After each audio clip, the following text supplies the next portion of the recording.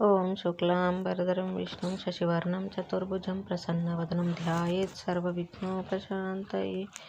ఓం సరస్వతీ నమస్తుభ్యం వరదే కామరూపిణి విద్యారంభం కరిష్యామి సిద్ధిర్భవతు మే సదా. ఓం గురుర్బ్రహ్మా గురుర్విష్ణుః గురుర్దేవో మహేశ్వరః గురుః సాక్షాత్ పరబ్రహ్మ తస్మై శ్రీ గురవే నమః. మనం యోగ వాసిష్టం అనే గ్రంథంలో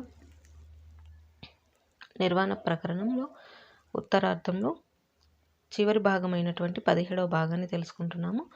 మనకు ఈ భాగంతో ఈ యోగ వాసిష్టం అనే గ్రంథం పూర్తి అవుతుంది. దానిని ప్రారంభించుకుందాము. ఇక మనకి ఇందులో వివిధ అంశాలంటూ ఏమీ లేదు. పూర్తిగా 17వ భాగం అనేది ఉంది. దాని గురించి తెలుసుకుందాము. శ్రీ వాల్మీకి మహర్షి క్షమించాలి 17వ భాగం మహోత్సవము. అందులో శ్రీ వాల్మీకి మహర్షి ఓ భరద్వాజ, ఆ విధంగా శ్రీ వశిష్ఠ మహర్షి అమృతంచే పరిపూర్ణమగు మేఘం వలె గంభీరంగా ప్రవచనం పూర్తి చేసి చిదానంద స్వరూపులై చిరునవ్వుతో వాక్యములు ముగించారు. అప్పుడు దేవతల దుందుబులు మ్రోగాయి. వెంటనే ఆకాశం నుండి మరల పుష్పవృష్టి కురిసింది. అది పుణ్యదేవతల నగరం నుండి ఆ ఉత్సవమును వీక్షించడానికి పుష్పగుచ్చాలు వేంచేసినాయా అన్నట్లున్నది. ఆ సభలోని మునిగణం అక్కడ కురిసిన దివ్య పుష్పములను గైకొని శ్రీ వశిష్ఠ మహర్షి పాదములకు సమర్పించారు. ఆ సభలోని సభ్యులు మహర్షి పాదములను శిరస్సును పుష్పాలంకరణ చేయసాగారు.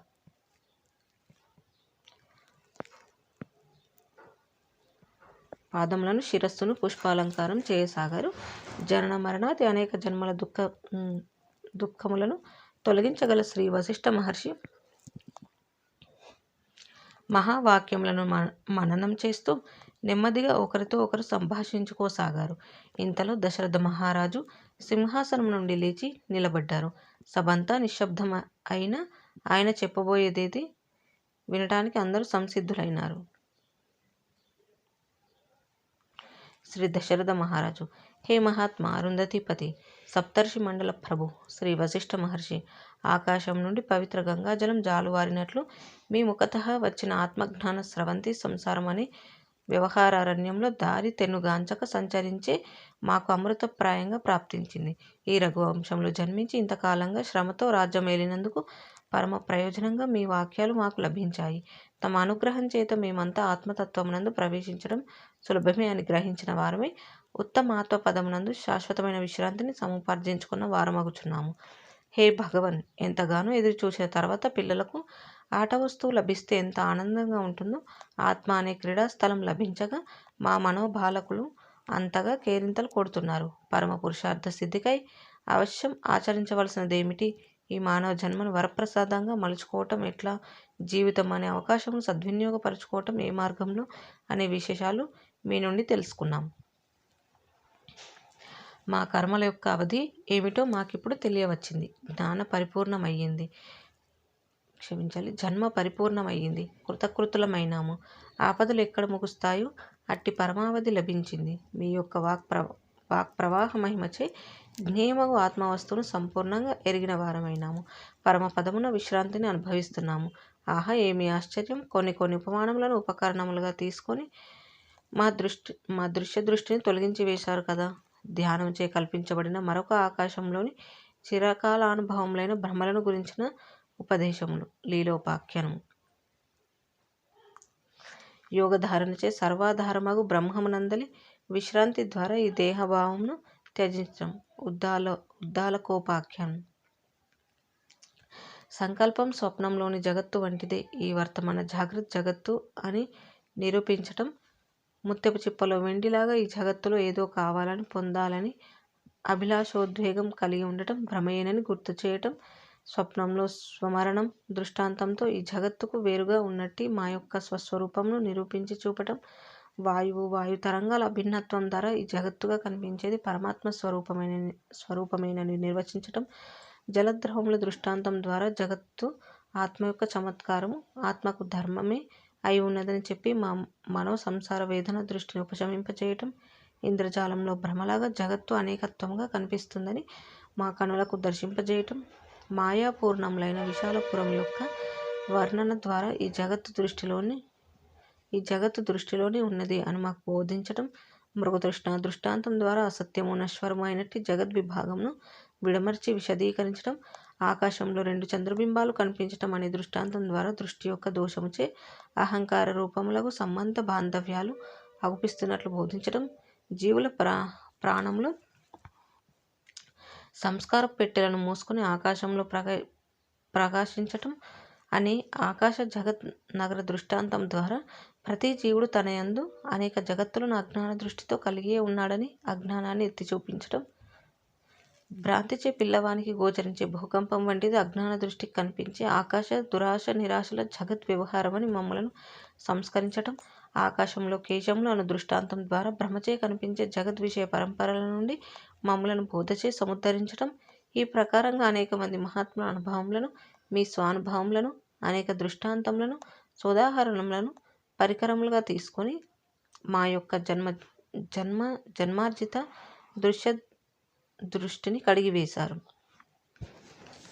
అట్టి మీకు మేము ఏమి ఇచ్చుకొని మీ రుణం తీర్చుకోగలం? మీ పాదాలకు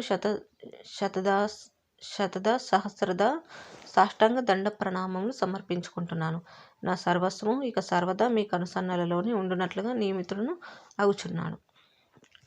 శ్రీ వాల్మీకి మహర్షి ఈ విధంగా అత్యంత కృతజ్ఞతాపూర్వకంగా కన్నులు చెమర్చుచుండగా శ్రీ దశరథ మహారాజు పలికిన పలుకులకు అవును అట్లే అగుగాక, మా సర్వస్వము శ్రీ వశిష్ఠ మహర్షి పాదములకు సమర్పించబడినవై ఉండుగాక అని సభకులు లేచి కరతాళ ధ్వనులు చేశారు. కొన్ని క్షణాలు గడిచిపోయాయి. అప్పుడు శ్రీరామచంద్రుడు లేచి నిలబడి సద్గురువగు శ్రీ వశిష్ఠ మహర్షికి హస్తమస్తకంగా వినమ్రుడై నమస్కరించాడు.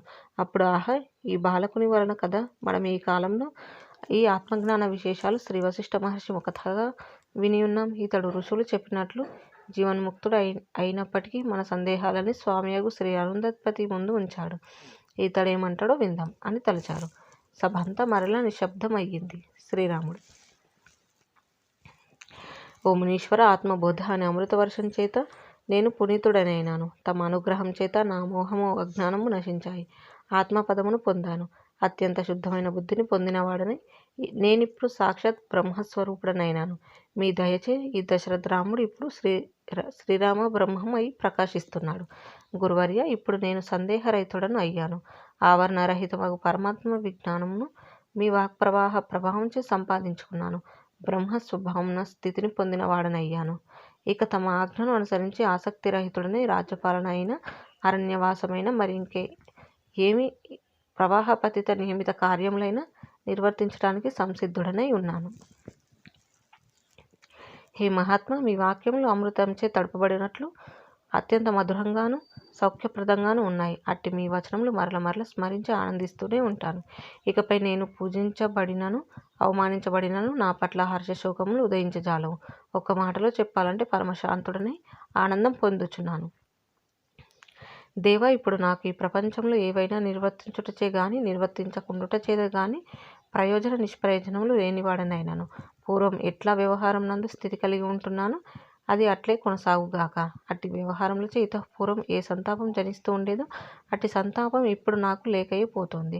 సంతాపరహితుడని ప్రశాంతమును స్వభావ సిద్ధంగా పొందుచున్నవాడనవుచున్నాను. తమ వచనములతో నాకు ఎటువంటి విశ్రాంతి ఉపాయం లభిస్తుందో అట్టి విశ్రాంతి గాని ఉపాయం గాని మరింకెక్కడా ఉండజాలదు. ఆహా, నేనిప్పుడు అపరిచ్ఛిన్నమగు విశ్రాంతి భూమిపై అడుగులుంచిన వాడనయ్యాను. ఇప్పుడు నాకున్నది ఒకే ఒక విచారం. తమ ఉపదేశం పొందనట్టి ప్రాణుల యొక్క జనన మరణములతో కూడిన అనర్థమగు సంసార దశ ఎంత భయంకరమైనది. వారి దుఃఖ శమనమునకై నా సర్వస్వము సహకరించునుగాక. మహాత్మా, నాకిప్పుడు శత్రువు అనేవాడు ఎవడూ లేడు, మిత్రుడు లేడు. క్షేత్రము అనగా శరీరము దృశ్యము కూడా లేదు. దుర్జనుడు గాని సజ్జనుడు గాని ఎవరూ లేరు. స్వాత్మ చైతన్యమే అజ్ఞానం ఉన్నంత వరకు సంక్షుబ్ధమై దుఃఖప్రదమగు జగత్తునందు వర్తిస్తుంది. ఇప్పుడు మీ కరుణా కటాక్ష వీక్షణ చేత అట్టి అజ్ఞానం బోధితమైనది కదా. అందుచేత ఇప్పుడు నా మనస్సు బుద్ధి కూడా ప్రశాంతముగాను సర్వార్థ సుందరంగాను వెలుగుచున్నాయి. గురువర్య, తమ అనుగ్రహం లేకపోతే ఇటువంటి శుద్ధమగు ఆత్మదృష్టి మేము ఎట్లా ఎరుగగలం? ఈ జనులు తమ ఆత్మ ఔన్నత్యమును ఎట్లా ఆస్వాదించగలరు? అందుచేత మన ఈ సంవాదం అనేక మంది సంసార పరితప్తులగు దీనజనుల చెవులకు చేరి వారిని ఆత్మానుభవం నందు స్నానం చేయించునుగాక. నావ లేనిదే ఎవడు సముద్రము దాటలేడు కదా. మీ బోధ అనే నావ సంసార సముద్రమును అనేక మంది జనులచే దాటివేయించగలదు. సద్గురువులవు మీకు సర్వదా కృతజ్ఞుడను. శ్రీ వాల్మీకి మహర్షి. ఓ భరద్వాజ, అప్పుడు అక్కడి సభికుల కరతాళ ధ్వనులు ఆకాశాన్ని అంటాయి. అప్పుడు శ్రీరామచంద్రుని సోదరుడు లక్ష్మణుడు లేచి నిలబడ్డాడు. సభంతా మరల నిశ్శబ్దమైంది. లక్ష్మణుడు: మహాత్మా శ్రీ వశిష్ఠ మహర్షి, మాలో అనేక జన్మలుగా సంచితమునర్చబడిన దుర్వాసనలు మా దృష్టిని అపవిత్రం చేసినాయి. ఈ 22 రోజులు ఎంతటి సుదినములు! తమ యొక్క అనుగ్రహం చేత మా ఆధ్యాత్మిక మార్గంలో ఉన్న అడ్డులు తొలగించుకోవటం సులభమే అని నిరూపించి చూపించారు. మోక్షం సులభమే అని చెప్పేవారు సద్గురులు. చాలా కష్టం సుమ అని చెప్పేవారు సద్గురువులు అనిపించుకోరు. హే సద్గురు, మా సంచిత కర్మలు మా పట్ల కొండల వలె, మహావృక్షముల వలె అనేక సంశయములను నిలబెట్టాయి. మా సంశయాలన్నీ మీరు మీ ప్రవచనములతో కూకటి వ్రేలుతో సహా తొలగించి వేశారు. అనేక జన్మల సంచితమైన మా పుణ్య కార్యములు ఈనాడు మీ రూపం దాల్చి మమ్మలను కనికరించినట్లయింది.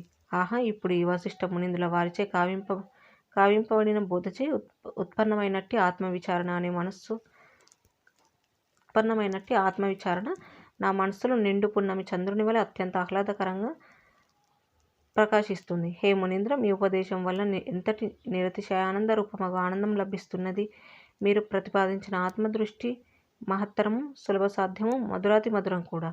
అయ్యో, ఈ జనులు దౌర్భాగ్యం చేత మాత్రమే ఇట్టి బోధను వినటానికి సిద్ధపడటం లేదే. మహాత్ముల సేవ శుశ్రూష లేని వారే జనన మరణాది అనేక కొయ్యలచే దహించబడుచున్నారే. అట్టివారు ఈ వశిష్ఠ రామ సంవాదమును పఠన శ్రవణ మరణాదుల ద్వారా ఉపాసించి సంసార లంపటం నుండి తరించటానికి గాను నా జన్మ జన్మార్జిత పుణ్యమంతా ధారపోస్తున్నాను. ఇట్టి మహత్తరమైన విజ్ఞాన రాజ్యమును లోకములకు ప్రతిపాదించిన మీకు సాష్టాంగ దండ ప్రణామములు.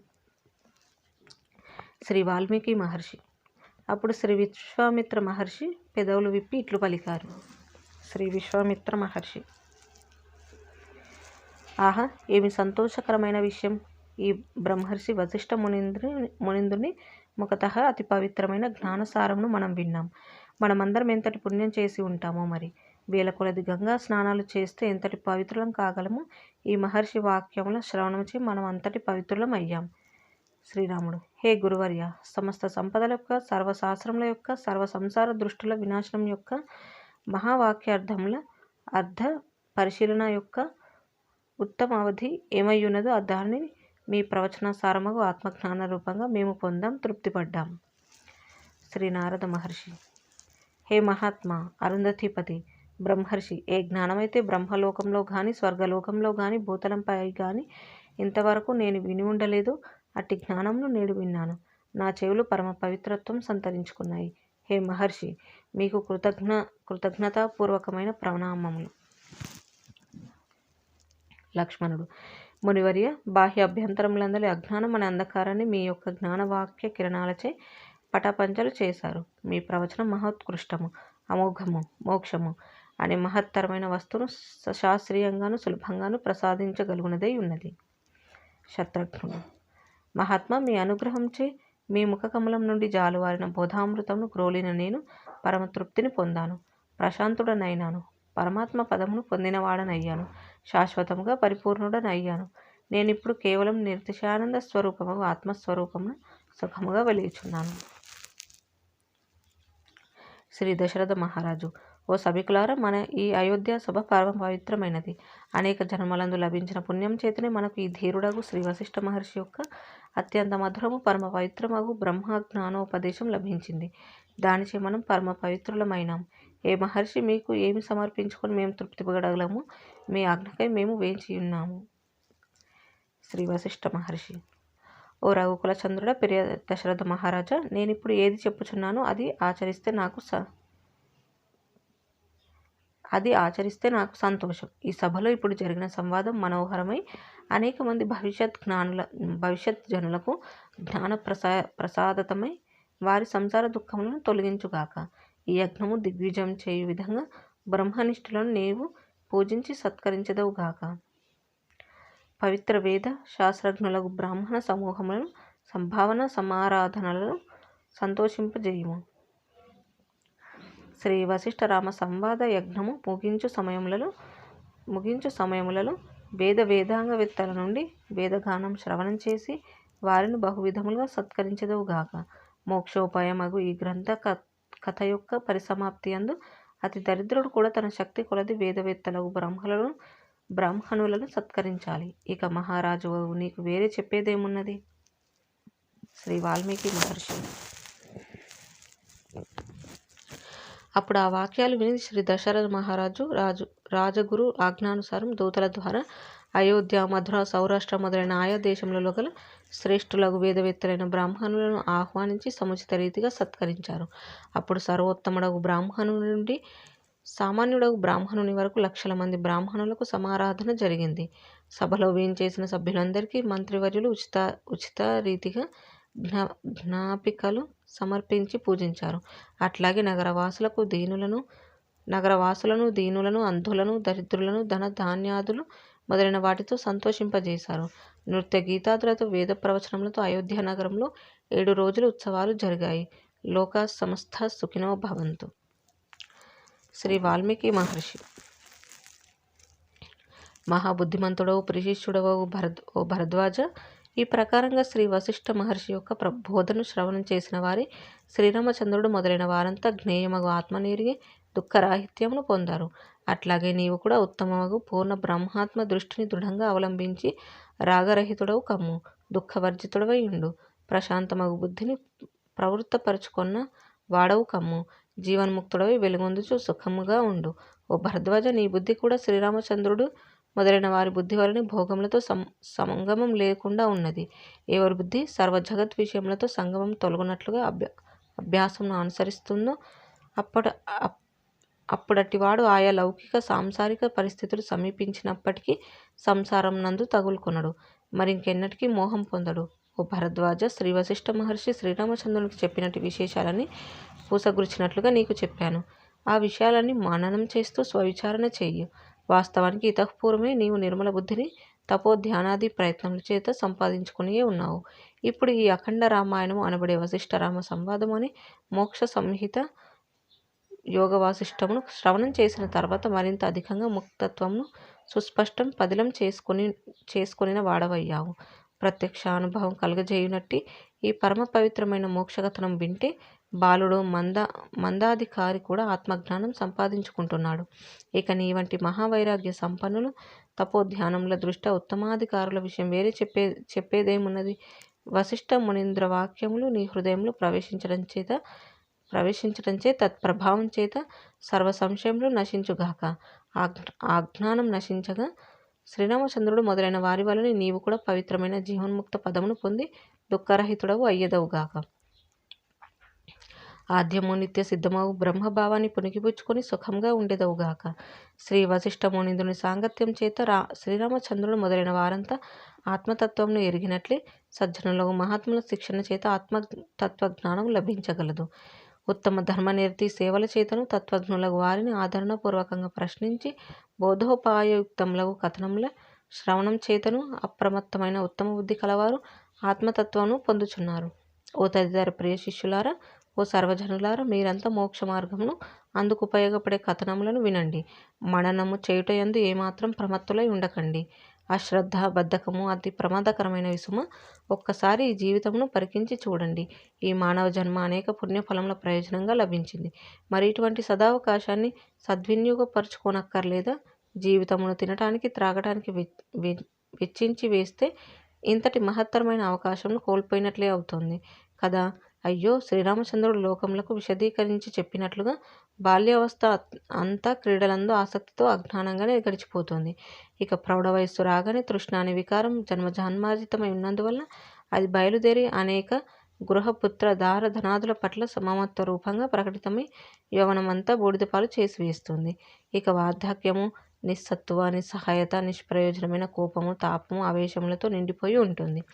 ఇటువంటి పరిస్థితులలో అశ్రద్ధ, బద్ధకము ఎంత ప్రమాదకరమైనవి. కాబట్టి లేవండి, లేచి నడుం బిగించండి. ఉత్తమ కర్మలను సాధనములను ఆశ్రయించండి. విఘ్నుల ఆత్మవేత్తలను ఆశ్రయించండి. మీ స్వరూపంపై గల మీ మీ సందేహములను తొలగించుకోండి. మోక్షోపాయ కథనములను పారాయణం చేయండి. శ్రీ వశిష్ఠ మహర్షి ప్రవచనములు బుద్ధితో హృదయస్థం చేసుకొని మీ అప్రమేయము నిత్యము సమున్నతము అఖండమగు ఆత్మ యొక్క స్వరూప స్వభావములలో ప్రవేశించిన వారే ఈ జగత్తులను మీ ఆత్మ సంకల్ప మాత్ర దేహంగాను మీ ఆత్మచే ఆకర్షించబడిన భావన కల్పన మాత్రంగాను దర్శించి తరించండి. సర్వజీవులలో వేంచేసి ఉన్న ఆత్మతో ఏకత్వం పొందిన వారే సర్వాత్మకులై ఆత్మానందంను ఆస్వాదించండి. ఓ భరద్వాజ, ఇక ఎక్కువగా చెప్పవలసినది ఏమున్నది? మందాధికారులకు కూడా శ్రీ వశిష్ఠరామ సంవాదము,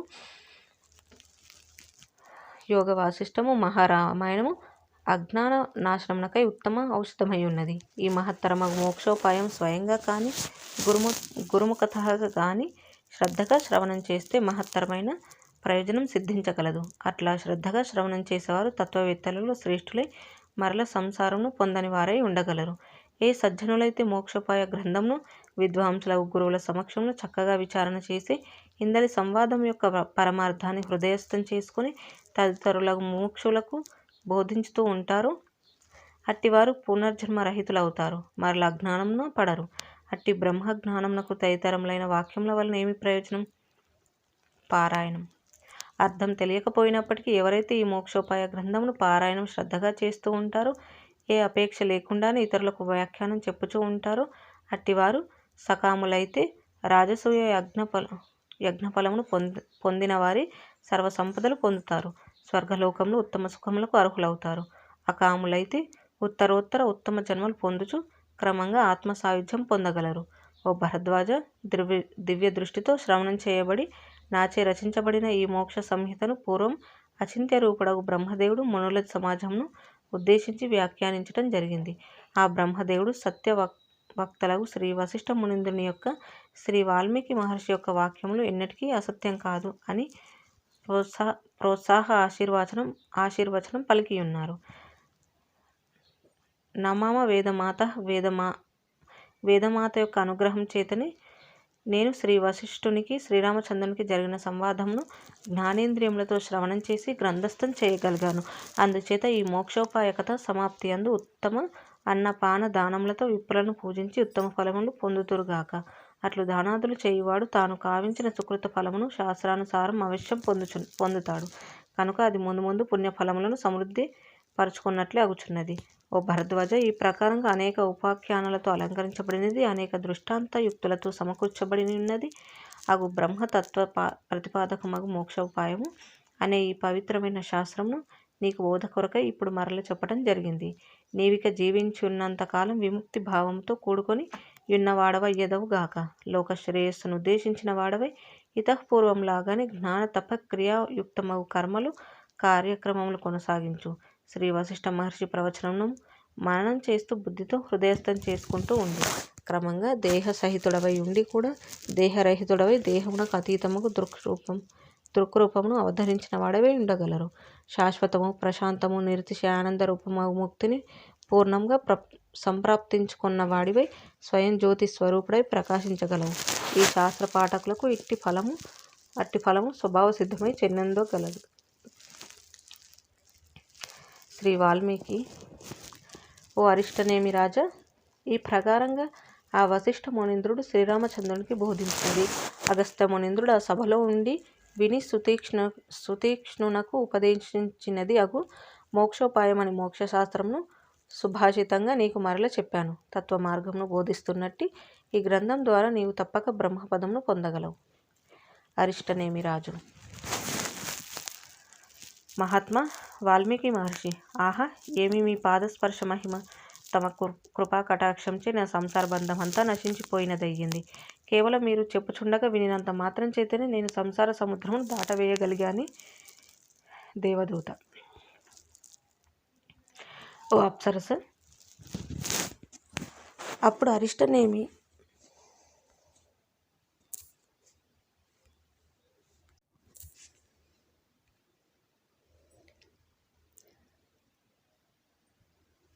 దేవదూత: ఓ అప్సరస, అప్పుడు ఆ అరిష్టనేమి రాజు వికసించిన నేత్రంతో విరాజిల్లుచు నా వైపు తిరిగి మధురమైన వాక్కుతో ఇట్లా పలికారు అరిష్టనేమిరాజు.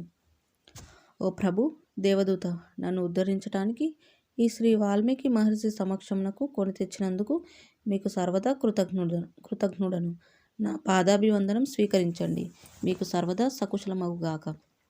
సజ్జనులతో 7 అడుగులు నడిస్తే 7 మాటలు మాట్లాడితే చాలు, మహత్తరమైన ప్రయోజనం ఉంటుంది అని పెద్దలు చెప్పుచున్నది మీరిప్పుడు పరమసత్యమని నిరూపించారు. స్వామి, ఇప్పుడు మీరు మీ స్వస్థానమగు ఇంద్రలోకమునకు వెళ్ళిరండి. మీకు సర్వదా శుభమగుగాక. నేనిప్పుడు మహాత్ముడు మాననీయుడు అగు శ్రీ వాల్మీకి మహర్షి దివ్యమైన పెదవుల నుండి జాలువారిన శ్రీ వశిష్ఠ శ్రీరామ సంవాద రూపమగు యోగ వాసిష్టమనబడి అఖండ రామాయణము శ్రవణం చేసి పునీతుడనైనాను.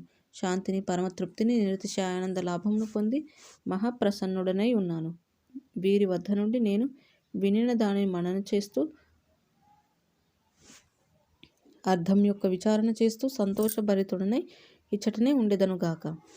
దేవదూత: ఓ మంగళస్వరూపిణి అప్సరస, ఆ విధంగా అరిష్టనేమి మహారాజు నాతో పలకగా అతని వినయము, వైరాగ్య గుణములు చూచి నేను ఆశ్చర్యపడకుండా ఉండలేకపోయాను. అంతకుముందు నేను ఎప్పుడు సత్సంగముచే ఇటువంటి జ్ఞానసారమును విని ఉండలేదు. నా పూర్వపుణ్యవశం చేతనే అరిష్టనేమి మహారాజును శ్రీ వాల్మీకి మహర్షి వద్దకు కొనిపోయి పరిచయం చేయమని మన ప్రభు ఇంద్రదేవులు ఆజ్ఞాపించడం జరిగింది. అటువంటి మన ఇంద్రదేవులకు ఇవే నా కృతజ్ఞతలు. పాపరహితమగు ఓ అప్సరస, ఆ విధంగా అరిష్టనేమి మహారాజుసే సంబోధింపబడిన వాడిని శ్రీ వాల్మీకి మహర్షి వద్ద సెలవు తీసుకొని ఇటు వస్తూ ఉండగా నీవు నన్ను ఆపి నీ ముఖంలో ఆ సంతోషం అంతగా ఎందుకు వెలువరిస్తుంది అని ప్రశ్నించావు. కాబట్టి ఉన్నట్లుగా అంతా చెప్పాను. ఆహా, నీ దయచే ఇప్పుడు శ్రీ వశిష్ఠ రామ సంవాదంను మననం చేసుకున్నందుకు గాను నీకు అభివందనములు. అప్సరస: మహాభాగ్యశీలుడవ ఓ దేవదూత, నీకు హృదయపూర్వకంగా నమస్కరిస్తున్నాను. మీరు వినిపించిన ఈ శాస్త్రార్థ విజ్ఞానంచే నాకు పరమశాంతి కలుగుతోంది. ఓ దేవదూత, ఇప్పుడు నేను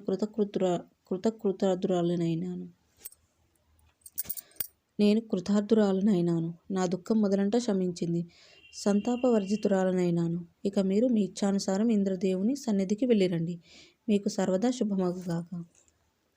అగ్నివేశుడు: ప్రియపుత్రక కారుణ్య, ఈ విధంగా శ్రీ వశిష్ఠ మునీంద్ర ఉపదేశమంతా నీకు వినిపించాను. అందలి విశేషాలని బాగుగా విచారణ చేయి. మోక్ష సాధనకు కర్మ, జ్ఞానం అనే రెండూ కూడా బండికి 2 చక్రముల వంటివి అని గ్రహించు. ఒకటి వదిలితే రెండవది ఆశయం సిద్ధింపజేయలేదని గ్రహించావు కదా. ఇక ఆపై నీకు ఎట్లు ఇష్టమో అట్లు ఆచరించు. జీవితం అనే అవకాశం యొక్క ఆశయము ఏమిటో గమనించిన వాడివై వర్తించు. కారుణ్యుడు: తండ్రి, మీరు వివరించిన శ్రీ వశిష్ఠ మహర్షి యొక్క ప్రబోధము అత్యద్భుతము. నాకు అత్యుత్తమంగా మార్గదర్శకము. భూత భవిష్యత్ దూరస్థ పదార్థముల యొక్క స్మృతి, వాక్ వ్యవహార రహస్యము, వర్తమాన విషయములను గూర్చిన దృష్టసత్తా యొక్క స్వప్నత్వము, ఇన్నెందుకు, ఈ సంసార స్థితి అంతా కూడా నాకిప్పుడు తత్వజ్ఞాన ప్రభావం చేత స్వప్నప్రాయం అనే అనుభవం లభించింది. వంధ్య యొక్క 2వ కుమారుడు అనే వాక్యం వలె మరుభూమిలోని మృగతృష్ణ జలంలాగా ఈ దృశ్యము మిథ్యామాత్రంగాను, నిర్విషయంగాను అధిష్టాన దృష్టిచే ఆత్మయే ఈ సర్వంగా కనబడుతోంది అని కూడా నాకు విదితమైనది. పూజ్యులగు పితృదేవ, ఇప్పుడు నాకు ఈ ప్రపంచంలో కర్మలు చేయటం చేత కానీ చేయకుండట చేత కానీ ఏ ప్రయోజనం లేదు. అయితే శ్రీరామచంద్రునిలాగానే యథాప్రాప్తములైన వర్ణాశ్రమ ధర్మములు నాచే నిష్కామంగాను నిర్వికారంగాను నిర్వహించబడుగాక అనే నిర్ణయానికి వచ్చాను. కర్మాచరణము, కర్మత్యాగము ఈ 2 సమానమే అయినప్పటికీ కర్మత్యాగం పట్ల నాకు పట్టుదల ఉండవలసిన పనేమీ ఉన్నది. లోక కళ్యాణార్థమై విహిత కర్మలు నిశ్చితంగా నిర్మల బుద్ధితో నిర్వర్తించడానికి సంసిద్ధుడనై ఉన్నాను. అగస్త్యముని: ఓ సుతీక్ష్ణ, జ్ఞానంచే కృతార్థుడైనట్టి ఆ అగ్నివేశుని కుమారుడు కారుణ్యుడు ఆ విధంగా పలికి అటు తర్వాత తండ్రి వద్ద కర్మాధికారం పొందినవాడై యథోచితమైన స్నానదాన అగ్నిహోత్రాది యథాప్రాప్తములైన కర్మలను ధర్మవిధి పూర్వకంగా ఆచరించనారంభించాడు. కాబట్టి ఓ సుతీక్ష్ణ, జ్ఞానము, కర్మల విషయంలో ఇక నీవు ఎటువంటి సందేహము కలిగి ఉండకు. జ్ఞానము ప్రాప్తించుటకు కర్మలు బంధము అవుతాయి అని సందేహించవలసిన పనేమి లేదు సుమ.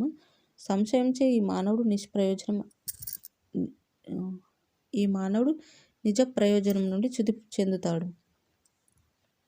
సంశయాలు కొనసాగించువాడు లక్ష్యప్రాప్తి పొందలేకపోతాడు. శ్రీ వశిష్ఠ మునీంద్రుని ప్రవచనం అనేక విహిత ధర్మములతో ఒకానొక అవిరోధమును ప్రసాదిస్తోంది కదా. ఆత్మానందం యొక్క సులభత్వము, సహజత్వము నిరూపించి చూపుతోంది. అప్పుడు అది విని సుతీక్ష్ణుడు వినయముతో కూడుకున్నవాడై లేచి నిలబడ్డాడు. గురువర్యులగు అగస్త్యమునికి సాష్టాంగ దండ ప్రణామములు సమర్పించాడు. ఇట్లా పలికాడు సుతీక్ష్ణుడు. హే సద్గురు అగస్త్య మహాముని, మీ బోధ ప్రభావం చేతే నా అజ్ఞానం తత్కార్య కారణ సహితంగా నశించింది. సర్వోత్తమము ఆత్మజ్ఞానం లభించింది. దీపం వెలుగుతూ ఉంటే అద్దాని ప్రకాశంలో నాట్యరంగంపై నర్తకుల నృత్యం కొనసాగుతూ ఉంటుంది కదా. ఆ నృత్యం యొక్క భంగిమలలోని లోపాలోపములతో దీపమునకు పనేమున్నది, సంబంధం ఏమున్నది? అట్లాగే పరమాత్మ సర్వసాక్షి స్వయం జ్యోతి స్వరూపమై స్థితి నుండి ఉండగా అద్దానిచే ప్రకాశించబడుచున్న ఈ దేహము, ఈ చిత్తము, వాటి చేష్టలు, సమస్త లౌకిక వైదిక క్రియలు వర్తిస్తున్నాయి. అంతేకాకుండా బంగారంచే చేయబడ్డ ఉంగరము, గాజులు, జడబిల్ల, గొలుసు, భుజకీర్తులు, వడ్డానం మొదలైన వేర్వేరు ఆభరణములన్నీ బంగారమే కదా. ఆ విధంగా బంగారంలో వివిధ ఆభరణములు స్ఫురిస్తున్నట్లుగా పరమాత్మయందు ఈ వివిధ నామరూప సమన్వితమైన జగత్తు స్ఫురిస్తోంది. తరంగాలు వేరువేరైన అన్ని తరంగాలలో జలం ఒకటే కదా. అనేక దేహములలోని దేహి ఒకటే. ఈ కనబడే దృశ్య జగత్తంతా పరమాత్మ స్వరూపమే అయి ఉన్నది.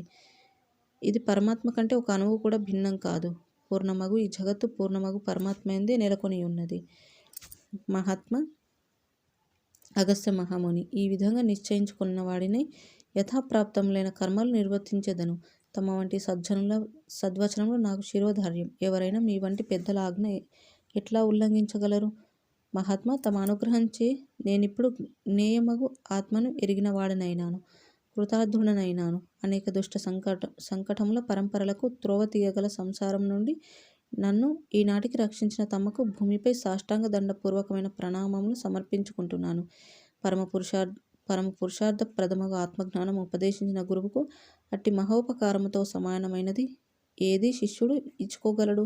అందుచేత నా మనోవాక్కాయ కర్మలచే ఆత్మ నివేదనం కావించుకుంటున్నాను. ఈ జగత్తులో నాది అయినదంతా తమకు సమర్పించినది అగుగాక. ఆత్మ నివేదనంచే అంతటా ఆత్మగాను, అంత ఆత్మగా దర్శించిన వాడని మీ ఆశయమును, మీ వాక్య సారాంశమును నెరవేర్చగలగటమే మీకు గురుదక్షిణగా నా నుండి సమర్పించబడుచున్నదై ఉండుగాక. అప్పుడే కదా గురువునకు తృప్తి. స్వామి, తమ అనుగ్రహం చేత సంసార సముద్రమును దాటివేసిన వాడనైనాను. నా యొక్క పూర్ణానంద రూపంచే బ్రహ్మాండ సమూహమునంతా ముంచివేయుచు వెలయుచున్నాను. ఏ బ్రహ్మం సామవేదంచే సర్వం కల్విదం బ్రహ్మ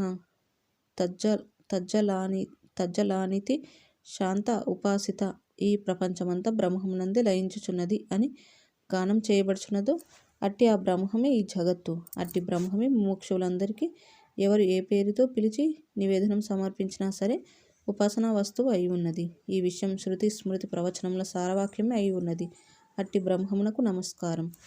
బ్రహ్మానంద రూపులు, జ్ఞానోపదేశంచే ఆత్మసుఖమును ప్రసాదించువారు, కేవలం జ్ఞానస్వరూపులైన వారు, ద్వంద్వములన్నింటికి అతీతులైన వారు, ఆకాశం వలె నిర్మల అఖండ స్వరూపులు. ఓ బిడ్డ, నీవే బ్రహ్మము అనే ఆశయం కలిగి ఉండి ప్రతి వాక్యం బోధించువారు, ద్రష్టలందరి యొక్క ఏకైక స్వరూపులు, భూత వర్తమాన భవిష్యత్తులకు యథాతథమగు అఖండాత్మ స్వరూపులు, అత్యంత నిర్మల స్వరూపులు, సర్వవచనములకు ఆధారభూతమి తాను మాత్రం చలనాదులు కలిగి ఉండనట్టి నిశ్చల కూటస్థ స్వరూపులు, సమస్త ప్రాణుల యొక్క బుద్ధివృత్తులకు సాక్షి అయిన వారు, భావముల కంటే ముందే ఉన్నట్టి భావాతీత స్వరూపులు, త్రిగుణములచే స్పృశించబడని వారు అగు శ్రీ వశిష్ఠ మహర్షి స్వరూప పరబ్రహ్మమునకు మేమందరం నమస్కరించుచున్నాము. నిర్వాణ ప్రకరణం సమాప్తం. బ్రహ్మార్పణమస్తు. లోక కళ్యాణమస్తు. ఓం తత్సత్. శ్రీ వశిష్ఠ రామ సంవాదము, యోగ వాసిష్టము, అఖండ రామాయణము, మహారామాయణము సంపూర్ణం.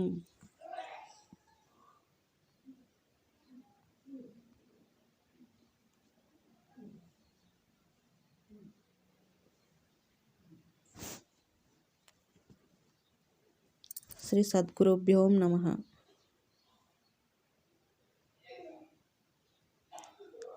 శ్రీరామకృష్ణార్పణమస్తు.